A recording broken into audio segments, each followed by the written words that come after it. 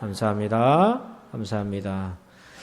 자, 우리 오늘 볼 말씀을 같이 보겠습니다.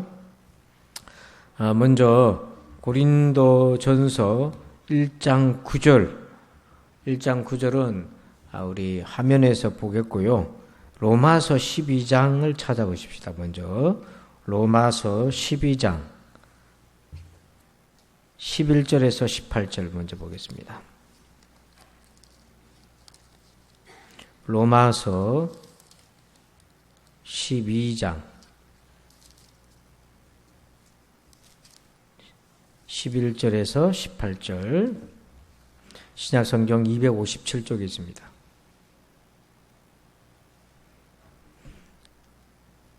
로마서 12장 11절로 18절 교독하겠습니다. 부지런하여 게으르지 말고 열심을 품고 주를 섬기라.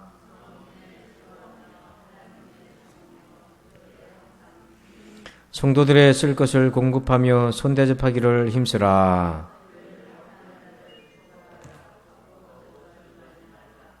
즐거워하는 자들과 함께 즐거워하고 우는 자들과 함께 울라.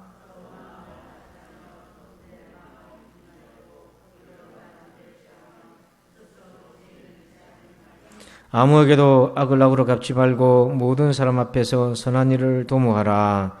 할 수 있거든 너희로서는 모든 사람과 더불어 화목하라. 아멘. 자, 이 로마서 말씀을 펴놓고요. 오늘은 교제라는 주제로 하나님 말씀 공부합니다. 우리 고린도전서 1장 9절 한번 띄워주실까요? 화면에. 없습니까? 예. 고린도전서 1장 9절 우리 같이 한번 읽어봅니다. 시작.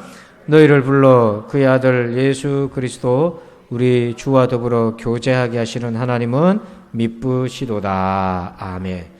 자, 여러분 여기 보니까 교제라는 단어를 보시면 누구랑 교제한다고 되어 있어요? 주와 더불어 교제한다. 우리가 흔히 그런 말 쓰잖아요. 인격적인 관계, 주님과 인격적인 관계, 인격적인 만남 이런 얘기 많이 하잖아요. 어떻게 들어보면 좀 모호할 수도 있잖아요. 인격적인 만남이라는 게 뭘 얘기하는 건가? 쉽게 말하면 교제한다는 거예요. 사귄다는 겁니다. 자, 그런데 주님과 사귄다는 거, 주님과 교제한다는 거, 이게 이제 신앙생활의 가장 중요한 부분이잖아요. 그래서 여러분 신앙생활을 한마디로 말하면 주님과 교제하는 겁니다. 그런 측면에서 여러분은 주님과 어떻게 교제하십니까? 또 여러분이 생각하는 주님과의 교제는 어떤 것입니까? 자, 이 부분에 대해서 오늘 함께 보겠습니다. 근데 여기 교제라고 하는 이 헬라어 단어가 우리가 이제 많이 들어본 단어인데 코이노니아라는 단어예요. 코이노니아 그러면 예전에 우리 선배들이 주로 어디다 많이 적용했냐면 밥 먹는 데다 적용을 많이 했어요. 식탁 교제하면서 코이노니아다 이렇게 많이 얘기를 했는데 이 코이노니아라는 단어 안에는 참 다양한 뜻이 있습니다. 함께하다, 참여하다, 친밀하다, 서로 나누다 이런 저런 단어적인 의미가 있는데 성경 본문에서의 맥락에서 이 교제가 어떻게 쓰여졌는지를 한번 봅시다. 먼저 사도행전 2장 42절 화면을 보고 같이 한번 읽어봅니다. 시작. 그들이 사도의 가르침을 받아 서로 교제하고 떡을 떼며 오로지 기도하기를 힘쓰니라. 아멘. 성경에 사도행전에 처음 나오는 단어가 바로 이 교제라는 단어인데 이게 코이노니아입니다. 똑같은 단어가 쓰여졌는데 여기서 교제, 이 교제라는 의미는 어떤 의미인가? 자, 여러분 44절 한번 보면 44절 사도행전 2장 44절 보면 믿는 사람들이 다 함께 있어 모든 물건을 서로 뭐 했다고 되어 있어요. 이게 코이노니아라는 단어를 그대로 쓴 거예요. 또 사도행전 4장 32절 보면 믿는 무리가 한 마음과 한 뜻이 되어 모든 물건을 서로 뭐 했다고 되어 있어요. 통용. 이것도 같은 단어예요. 코이노니아. 그러니까 교제라는 단어가 직접적으로 쓰여진 본문을 보면 모든 것들을 모든 물건이라고 되어 있는데 영어 성경에는 뭐라고 되어 있냐면 everything입니다. 모든 것을 통용한다는 말은 서로 공유한다는 것입니다. 자, 여러분 어떤 특정적인 거 내가 컵 하나 빌려주고 뭐 하나 빌려주고 그냥 쓰는 공유가 아니라 모든 것을 공유한다. 이런 의미로서 교제가 교회 안에 이 교제라는 단어가 들어왔는데 여러분은 살면서 모든 것을 이렇게 서로 공유하고 무상으로 공유하는 그런 관계를 어디서 경험하셨어요? 처음에. 그 내 건데 건들지 마라. 그게 아니라 네 거도 내 거고 내 거도 네 거다. 이런 그 공유의 관계를 어디서 경험합니까 우리가? 그렇죠. 집에서 경험하잖아요. 그래서 여기서 통용이라는 것, 교제라고 하는 것은 그 당시 교회 공동체 생활을 얘기하는 거예요.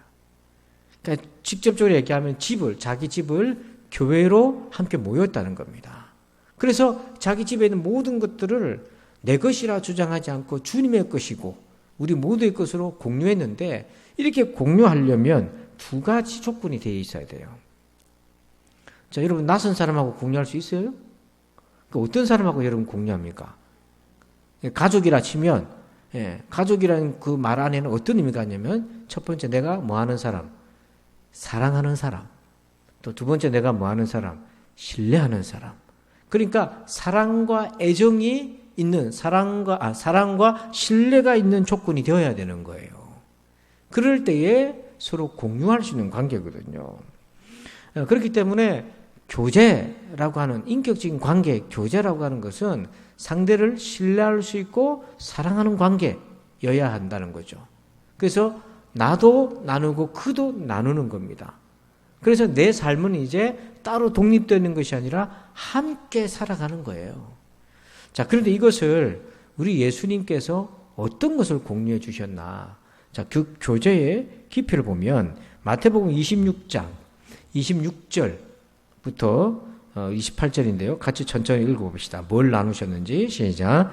그들이 먹을 때에 예수께서 떡을 가지사 축복하시고 떼어 제자들에게 주시며 이르시되 받아서 먹으라. 이것은 내 몸이니라 하시고 또 잔을 가지사 감사 기도하시고 그들에게 주시며 이르시되 너희가 다 이것을 마시라.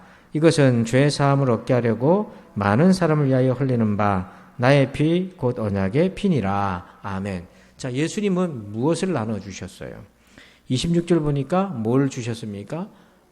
떡을 주시면서 이게 뭐라고 얘기하셔요? 몸이다.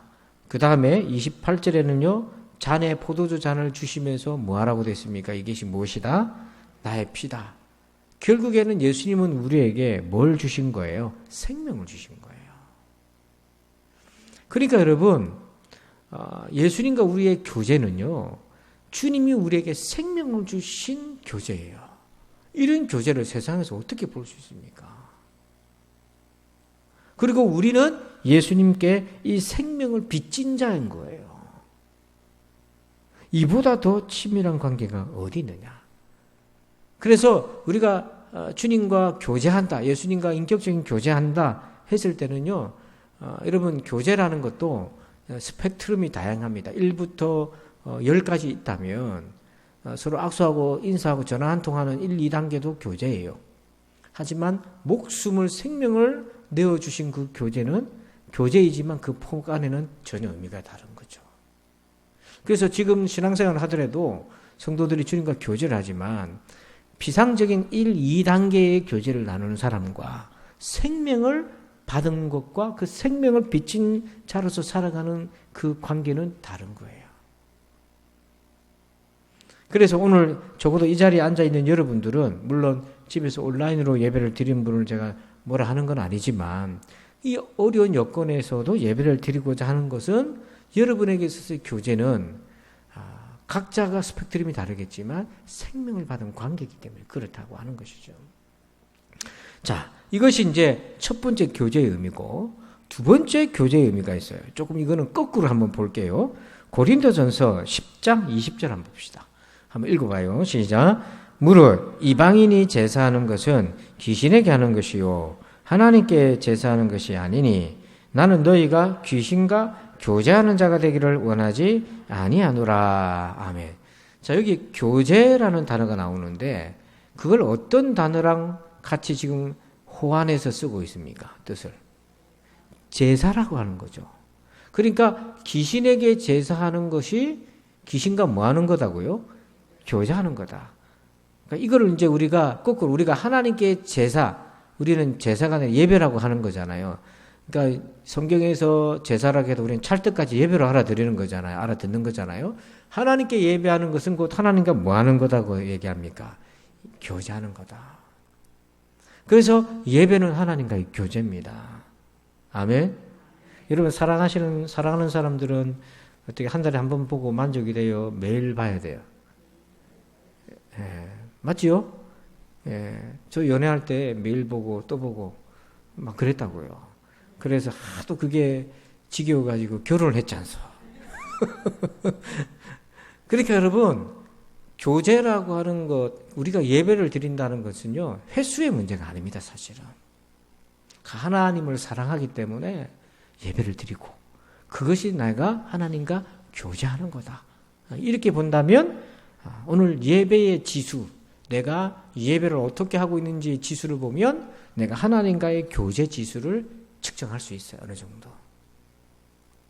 자, 길 가다가, 혹시 여러분 1년에 그냥 어쩌다 동창이든 지인이든 1년에 한두 번 만나도 되는 사람 있죠? 그죠? 그런 사람하고는 관계의 교제의 깊이가 1에서 10까지 있다면 어느 정도 된다고 얘기할 수 있어요? 뭐 1 이하 정도 안 되겠습니까? 1년에 한번 보든지 안 봐도 말고. 근데 송구영 신예배 한번 나오면 되겠습니까? 이게? 그게 결국 뭐냐면 아직 하나님과 자신 간의 생명을 주고받은 관계가 안 되기 때문에 그런 거예요. 그래서 진정한 교제는 생명을 받은 데서 나오는 거예요. 거기서 예배가 나오는 거죠. 자, 세 번째 교제의 의미가 있습니다. 자, 이것도 이제 거꾸로 역으로 한번 볼게요. 역대하 20장 35절부터 37절인데요. 먼저 35절 읽어봅니다.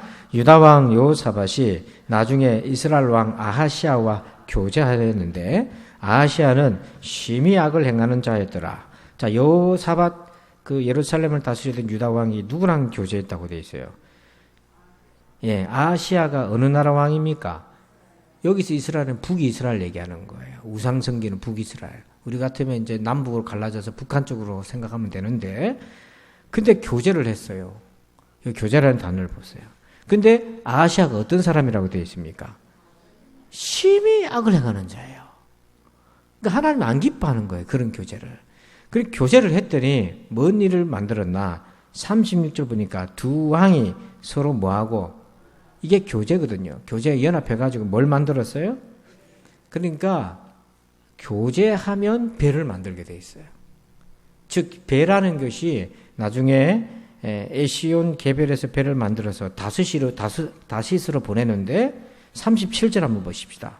마레사 사람 도다 와후의 아들 엘리에셀이 여호사밧을 향하여 예언하여 이르되 왕이 아하시아와 교제함으로 여호와께서 왕이 지은 것들을 파하시리라 하더니 이에 그 배들이 부서져서 다시스로 가지 못하더라. 하나님이 관계를 기뻐 안 했기 때문에 지은 배를 깨뜨려 부수는 거죠. 그러니까 여러분, 교제라고 하는 것은 결과로 배를 만든 겁니다. 열매가 있고 영향을 받는다는 거예요. 그래서 역설적으로 내가 교제하고 있는지를, 하나님과 교제하고 있는지 주님과 교제하고 있는지를 뭘 보면 알 수 있는가 하면 열매를 보면 알 수가 있다는 거예요. 지금 뭘 만들고 있는가, 주님과의 교제로 인해서 어떠한 열매들을 맺어가고 있는가 하는 거죠. 그래서 여러분, 주님과의 교제가 깊으면 열매가 생기는데, 성령의 열매가 뭐냐면 그냥 단순한 은사 열매가 아니라 성령 하나님과의 교제로서 나타난 열매인 거예요. 요한복음 15장 5절 한번 읽어봅시다. 시작. 나는 포도나무요 너희는 가지라. 그가 내 안에 내가 그 안에 거하면 사람이 열매를 많이 맺나니 나를 떠나서는 너희가 아무것도 할 수 없음이라. 아멘. 자, 거기에 그가 내 안에 내가 그 안에 거하면 이게 교제잖아요. 그 교제의 결과로서 뭘 맺는다고 되어 있습니까? 열매를 많이 맺는다. 그게 열매라고 하는 것은 성경 말씀의 빛의 열매, 의의 열매, 성령의 열매, 주님 우리 안에 계신 결과로서 말씀의 열매, 이 열매들을 많이 맺습니다. 그래서 특히 우리가 주님과 교제한다고 했을 때 허공에도 대고 교제하는 게 아니잖아요. 말씀을 통해서 교제하고 기도를 통해서 교제하는 거죠. 주로 교제의 그 과정을 보면.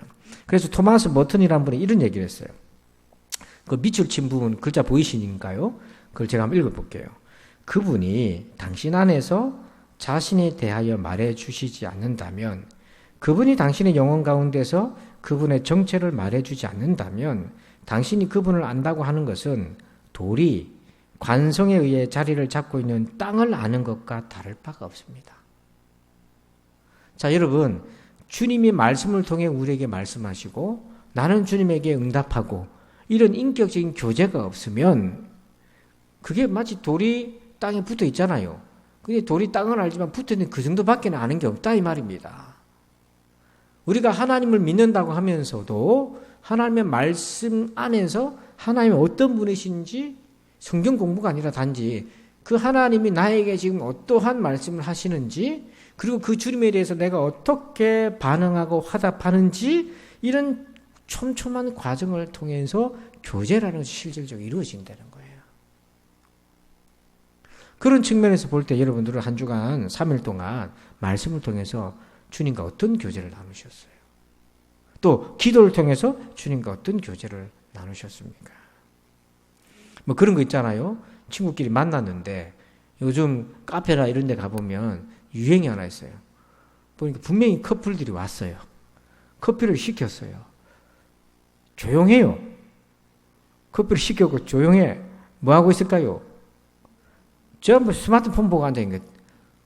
그러니까 보니까 저 커플이 데이트를 하는데 왜 저렇게 앉아있 그걸 교제라고 말할 수 있냐 이 말입니다. 서로의 마음을 나누는 것이 없는데, 그래서 뭐 중요한 게 있는가 보다 하고 앉아 있었는데, 제가 이제 카페에서 뭘 준비하고 있는데, 근데 제가 한 2시간 앉아 있었는데 2시간 내내 그러고 있더라고요. 그리고 끝나 나보다 먼저 나가더라고요. 그러니까 여러분, 주님이 우리 가운데 계시는데 그냥 우리가 말씀과 나와의 어떤 인격적인 그 안에 교제가 없다면 그냥 서로 앉아가지고 폰 들고 그냥 검색하고 뉴스 보고 서로 각자 볼일 보고 끝나는 거예요. 그렇게 첫날 만나봐야 어떤 관계적인 깊이가 있겠냐는 거죠. 자, 그러면 우리는 주님과 어떻게 교제를 한단 말인가? 어떻게 교제한다면 어떤 일이 생긴단 말인가? 자, 빌립보서 2장 1절 한번 봅시다. 빌립보서 2장 1절 읽어봅니다. 시작. 그러므로 그리스도 안에 무슨 권면이나 사랑의 무슨 위로나 성령의 무슨 교제나 긍휼이나 자비가 있거든. 아멘. 자, 거기 보세요. 주님은 살아계신 우리 하나님 인격적인 분이시잖아요. 우리도 인격적인 존재잖아요. 그래서 인격적인 존재가 만났습니다. 그 교제한다는 걸 보니까 이렇게 돼 있어요.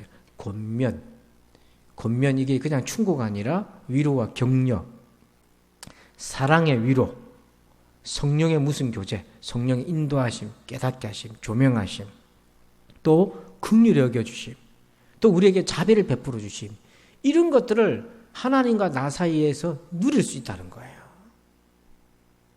그러니까 여러분, 오늘 어떤 목사님이 저한테 전화 왔어요. 우리 지방의 목사님이 저보러 밥 사준대요. 그래서 왜 밥을 사주나? 이제 그 개척교회인데 교회를 이제 이전을 했습니다. 근데 이전하기 전에 고민이 많았어요. 그래서 저한테 전화를 해가지고 상담을 하더라고요. 그러니까 그 목사님은 어떤 고민 있을 때 자주 저한테 전화를 해요. 물론 뭐 다른 분들한테도 연락할 수 있겠지만, 그 제가 이런 얘기 저런 얘기 해주면서 얘기를 하죠. 때로는 서로 격려도 하고, 개척이 얼마나 힘듭니까, 그죠? 이제 그런 관계인 걸 해요. 이제 그런 인격적인 관계를 통해서 서로 위로를 받고 격려도 하니까 또 고마우니까 같이 밥도 먹고 사고 뭐 이렇게 안 합니까, 그죠? 주님과 우리의 관계가 그렇게 살아있는 생생한 관계라고 하는 거예요. 제가 예전에 한참 마음이 허전한 적이 한 번 있었어요. 너무 허전한 거예요. 사역을 하는데 마음이 너무 허전했어요. 근데 신방을 가는데, 코로나 이전입니다. 신방을 가는데 이런 거 있잖아요. 제가 듣고 싶은 얘기. 그런 거 있지 않습니까? 여러분들도 듣고 싶은 얘기가 있잖아요. 사람과의 관계 속에서. 근데 아무도 그런 얘기를 안 해주는 거야. 그러니까 삐치려고 그러는 거예요, 사람이. 그런데 신방을 가는데 생각지도 않았는데 어떤 분이 그 얘기를 하는 거예요. 아무한테도 제가 내색 안 했고, 그분이 그렇게 말할 연결이 아닌데, 그때 저는 이분이 어떻게 그런 얘기를 우연찮게 했나, 그게 아니라 하나님이 봐라, 내가 얘기했다, 그렇게 알아들이시라고. 그러니까 내가 순간순간 놀랄 때가 많은 거예요. 하나님은 우리 속을 다 알고 계시더라니까요. 이제 그렇게 사람을 통해서도 얘기하지만 내가 말씀을 묵상하면서 내가 기도하는 과정에서 그런 위로, 권면, 책망 깨닫게 하시고 또 힘주시고 자비하시고 베푸시고. 그러니까 여러분 엘리야를 체험하려고 저기 어디 사막가 가서 들어누워 있으면 안 됩니다. 어디서 들어누워 있어야 되냐면 말씀의 로뎀 나무 안에서 누워 계셔요. 그러면 하나님이 말씀으로 마사지 해주고 먹을 것도 주고 깨닫게 해주고 힘을 주시는 거예요. 어디 가서 딴 데서 엉뚱한 데 누워 계시지 말고 말씀 안에서 기도하는 자리에 있다 보면 그렇게 하나님 힘을 주셔요. 그래서 여러분들도 그렇잖아요. 한참 힘 떨어졌을 때 그렇게 하나님 힘 주셔서 또 은혜 받아야 또 일어서고 또 가고 또 주저앉아를 내리는데 또 힘 받아가 또 가고 그렇게 해서 여기까지 온 거 아니겠습니까? 앞으로도 그렇게 해야 되는 거예요. 그런데 나는 그렇게 해왔는데 저분은 혹은 내 자녀들은 그런 게 없다 그러면 어떻게 그걸 넘어오겠습니까? 그래서 저도 우리 자녀를 보면 제일 걱정이 그런 거예요.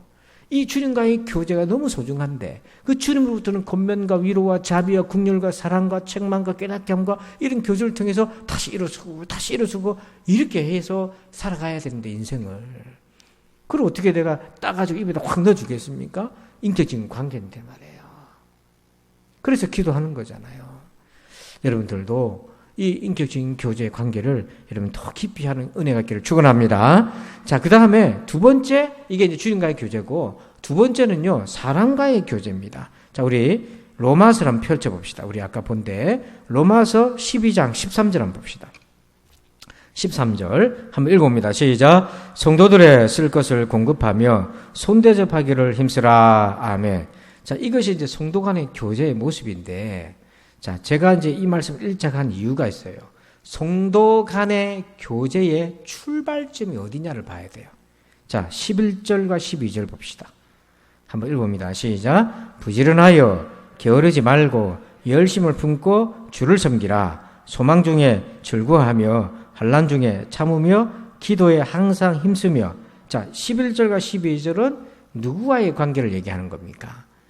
하나님 주님과의 관계를 얘기하는 거잖아요. 그 주님과의 관계에서 13절이 이어집니다. 성도들의 쓸 것을 공급하고 손대접하기를 힘쓰라. 즉 성도 간의 교제의 출발점은 주님과 나와의 관계에서 출발해야 된다는 거예요. 여러분 인심 좋은 사람은요 인심을 많이 써요. 주님과의 교제가 없어도 인심을 베푸는 사람들이 많긴 해요. 자, 그런데 성도 간의 우리의 교제, 아까 봤잖아요. 모든 물건을 서로 통용하는 그런 신뢰와 사랑의 관계가 되려면 나만 신뢰받고 성장해서 되는 게 아니고 함께 그렇게 해야 되는 거예요. 자, 그렇기 때문에 우리 모두가 주님과 나와의 깊은 교제에서부터 거기서부터 성도들을 섬기는 그 교제가 출발이 되는 거예요. 제가 언젠가 말씀을 드렸어요. 이 신앙 공동체의 생활은요, 사람을 보고 그 사람이 마음에 들고 안 들고 이런 걸 보고 사랑하게 섬기게 되면 그 사람 때문에 더 이상 사랑을 못하게 되는 거예요.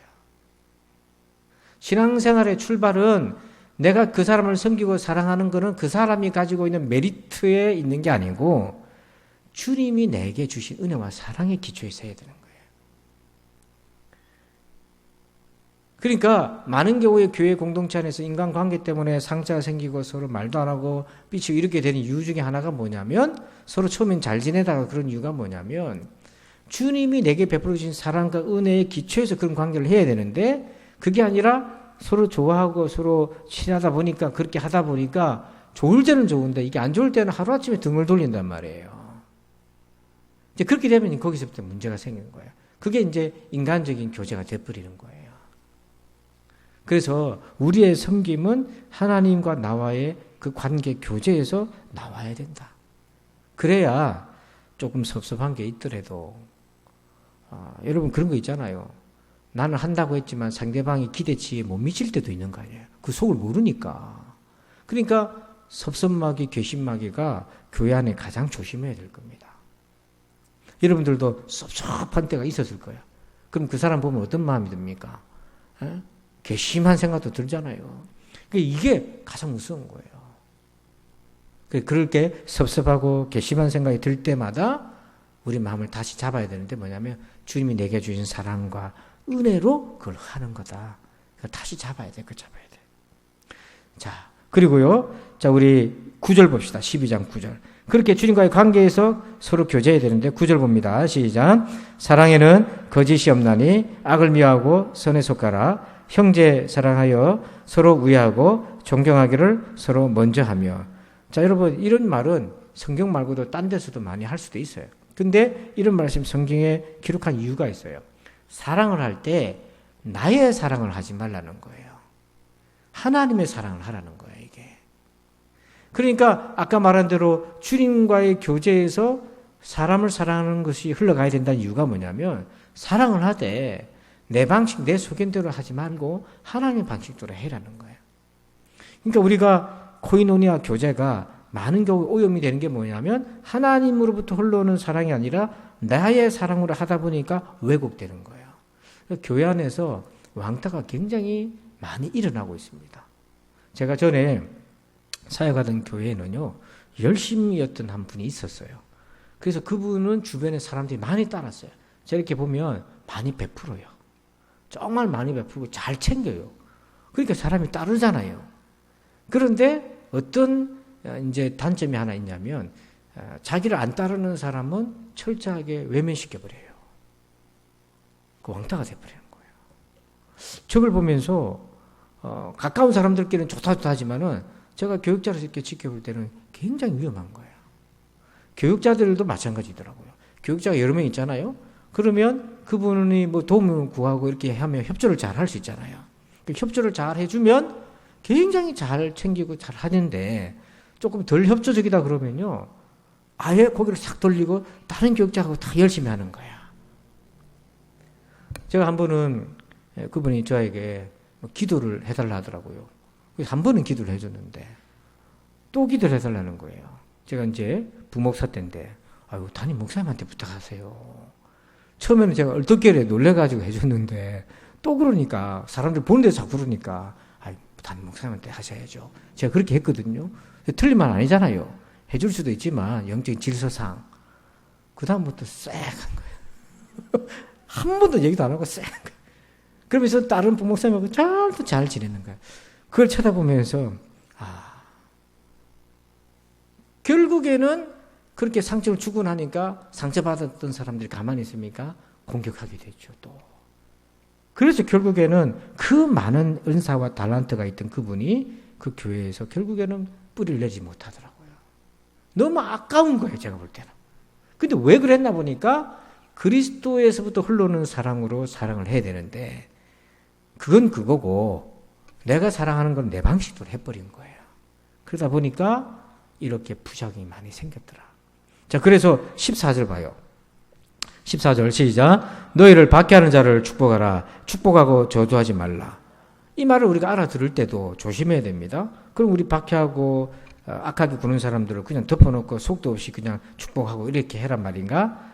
여러분, 진짜 그 사람을 축복하는 건요, 그냥 말로 인사치레로 잘 되길 바란다, 그게 아니고 그 범죄한 사람, 교회를 박해하는 사람, 악한 사람들이 주님 앞으로 나와 회개의 자리로 나와야 되는 거잖아요. 그래 영혼 구원의 자리로 나오는 게 진짜 복이잖아요. 잘 생각해 보세요. 교회를 박해하고 핍박하고 저주하는 사람들이, 그 사람들을 우리가 축복한다 했을 때 그냥 말로 잘 되길 바란다가 아니라 그들이 회개의 자리에 나와 주님 만나는 영혼 구원 얻는 게 진짜 복인 거예요. 또 우리 15절 말씀 봅시다. 15절 시작. 즐거워하는 자들과 함께 즐거워하고 우는 자들과 함께 울라. 여기 보면 함께라는 거 있잖아요. 이게 감정적인 연결인 겁니다. 이것은요, 예수님도 그렇게 하셨어요. 자, 히브리서 4장 15절 성경에 아주 중요한 단어가 등장합니다. 교제에 있어서 한번 읽어봅시다. 시작. 우리에게 있는 대제사장은 우리의 연약함을 동정하지 못하실 리가 아니요 모든 일에 우리와 똑같이 시험을 받으시니로되 죄는 없으시니라. 아멘. 예수님은 우리의 연약함을 뭐 하신다고 되어 있어요? 동정, 함께 느끼신다고 그랬어요. 그래서 교제는 함께 느끼는 겁니다. 그의 아픔과 그의 즐거움도 함께 느끼는 거예요. 자, 그래서 16절 보면 제가 해볼게요. 서로 마음을 같이 하며 높은 데 마음을 두지 말고 도리어 낮은 데 처하며 스스로 지혜 있는 체 하지 말라. 자, 교제는요, 서로 인격의 고도, 마음의 고도를 어떻게 하라고 되어 있습니까? 16절 보니까 마음의 그 고도, 높이를 어떻게 하라고 되어 있어요? 같이 하거나 또는 뭡니까? 낮추거나. 절대로 높이지 말라는 겁니다. 내가 상대보다 높이지 말라는 거야, 나 스스로를. 서로 마음의 높이, 고도를 갖게 하거나 낮추거나. 이 표현은 어떤 의미냐면요. 자, 여러분 보세요. 여러분의 마음이 누군가보다 높아져 있다 그러면 그 사람을 아래로 본다면 주로 어떤 관계가 형성이 되겠습니까? 정죄하는 경우가 굉장히 많은 거예요. 근데 같거나 낮을 경우에는 어떤 관계가 됩니까? 이해하는 자리가 되는 거예요. 그러니까 교제라고 하는 건요, 서로 이해하는 관계거든요. 이것을 주님이 직접 몸으로 실천하셨잖아요. 그게 뭡니까? 하나님 아들이 종의 형성을 내려오셨어요. 사람과 같이 되셨고 신분으로는요 더 못하게 내려오셨어요. 그 왜 그렇게 하셨냐면 그렇게 안 해도 되는데 우리를 온전히 이해하신 거예요. 그래서 예수님이 우리를 어떻게 이해하셨나? 마태복음 9장 12절 한번 읽어봅니다. 시작. 예수께서 들으시고 이르시되 건강한 자에게는 의사가 쓸데없고 병든 자에게라야 쓸데있느니라. 아멘. 자, 예수님이 우리를 이해하셨을 때 어떤 존재로 이해하셨습니까? 우리를 어떤 존재로 이해하셨다고요? 병든 자다. 만약에 예수님이 우리를 건강한 자로 이해하셨다면 그거밖에 못해? 응? 그거밖에 못해? 이렇게 나오지만 병든 자라 그러면 뭐예요? 고치시려고 그러고 불쌍히 여기시려고 그러고 긍휼히 여기시려고 그러잖아요. 그래서 예수님은 우리를 병든 자로 아셨기에 이 병든 자들을 위해서 십자가의 은혜를 베풀어 주신 거예요. 그래서 관계의 고도는요, 갖거나 낮춰야 된다. 그게 교제가 된다. 자, 그러면서 우리 끝으로 세 번째 교제를 봅시다.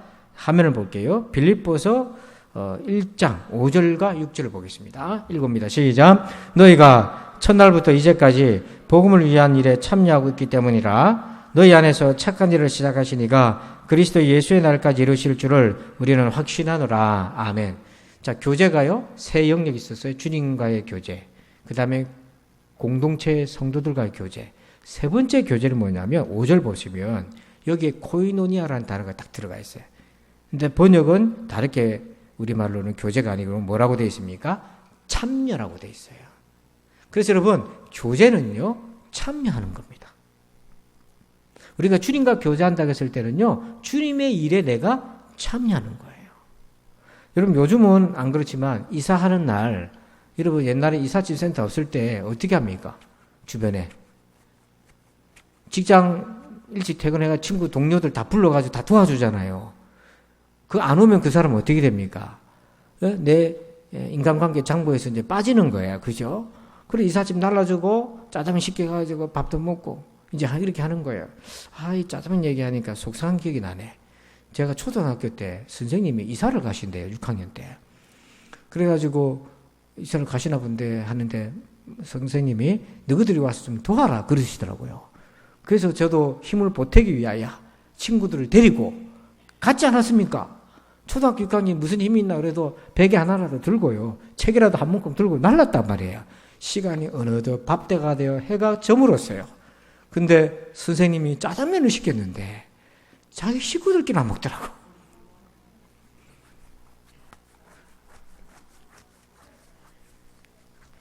초등학교 6학년 때. 그 짜장라면 보면 그 생각이.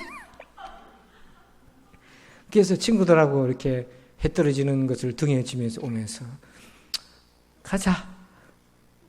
뒤에서 좀 있어봐라. 선생님이 우리 부를 거다.